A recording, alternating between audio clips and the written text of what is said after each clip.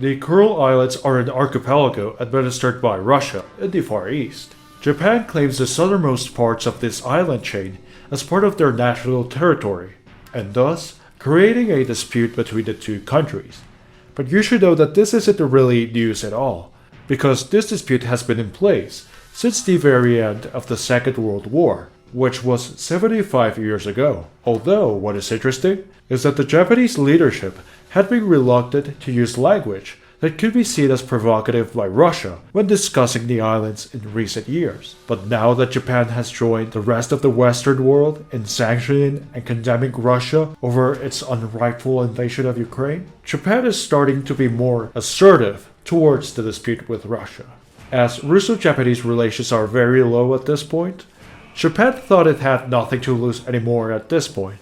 For instance, having recently stated that the islands were under an illegal occupation by Russia. But how did this dispute come to be? Stick around and I'll talk about the history behind this. Before I continue though, be sure to subscribe so you'll see more videos like this in the future. Let's first talk about the geography of the islands and why these islands are so important. The archipelago stretches between the Japanese island of Hokkaido at the southern end and the Russian Kamchatka Peninsula in the north.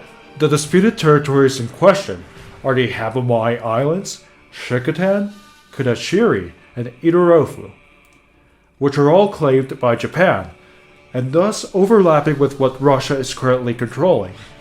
The islands are small indeed, but have a prominent strategic value. For Russia, they make it easier for Moscow to get its ships into the Pacific Ocean from the Sea of Okhotsk, especially during the winter. The second reason is regional security, as Russia may feel like it needs a buffer from Japan, similar to how Russia feels like NATO is expanding right into its doorstep.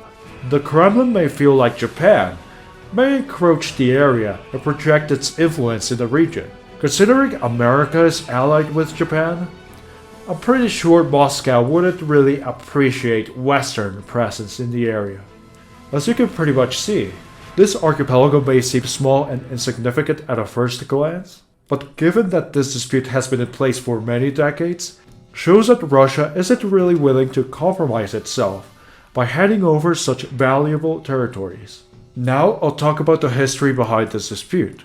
Following the Convention of Kanagawa between the US and Japan, the latter ended its centuries-old national isolation from the outside world, and thus set out to seek relations with Russia through the Treaty of Shimoda in 1855. What concerns us about this treaty is that both countries agreed on jointly occupying the Sakhalin Island and splitting up the Kuril Islands between the two of them. As a matter of fact, Japan continues to reference this treaty to claim its southernmost islands in the archipelago. In the Treaty of St. Petersburg of 1875, Russia and Japan agreed that the whole of Sakhalin would be ceded to Russia. Meanwhile, the entirety of the Kuril Islands would be under Japanese sovereignty. However, disagreements arose from what was actually constituted as the Kuril Islands. Following Russia's military defeat in the Russo-Japanese War, the Treaty of Portsmouth of 1905 set out for Japan to annex the southern half of the Sakhalin Island and force Russia to recognize Japan's occupation of Korea. During the Russian Civil War, Japan occupied parts of Russia's Far East, although Japan didn't really formally annex the territories. It actually left the territories by the mid-1920s. Near the end of the Second World War, Nazi Germany surrendered. The Soviet Union formally declared war on Japan. However, the two wouldn't really fight on a large scale, as Japan surrendered following the American deployment of the atomic bombs over Nagasaki and Hiroshima. Despite surrendering, the Soviet Union invaded the southern Kuril Islands previously administered by Japan and expelled its Japanese citizens. On October 19, 1956, Japan and Russia ended their state of war and restored diplomatic relations, though no formal peace treaty was made due to the dispute of the Kuril Islands. The modern dispute of the islands arose in the aftermath of the Second World War, and the results of the ambiguities and disagreements about the meaning of the Yalta Conference, the Potsdam Declaration, and the Treaty of San Francisco. The Yalta Agreement, for example, stated the following: the southern part of Sakhalin, as well as the islands adjacent to it, shall be returned to the Soviet Union.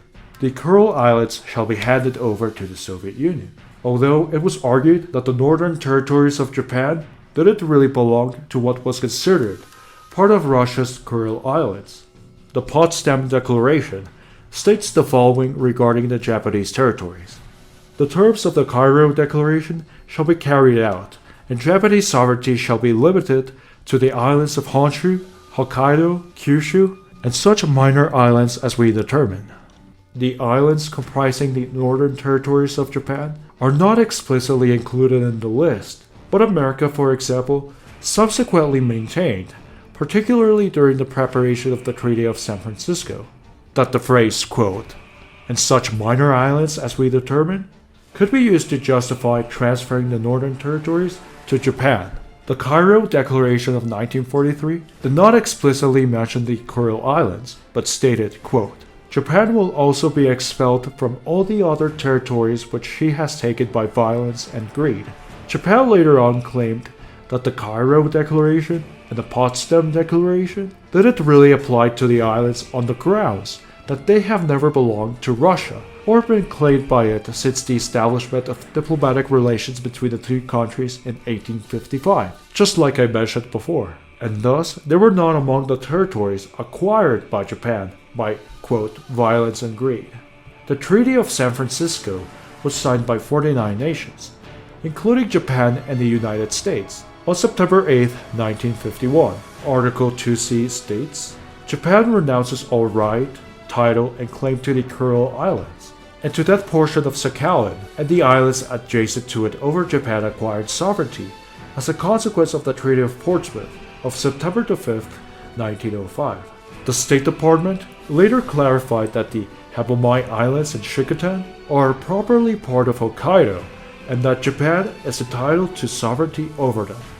Britain and the United States agreed that the territorial rights would not be granted to nations that did not sign the Treaty of San Francisco, and therefore the islands were not formally recognized as Soviet territory.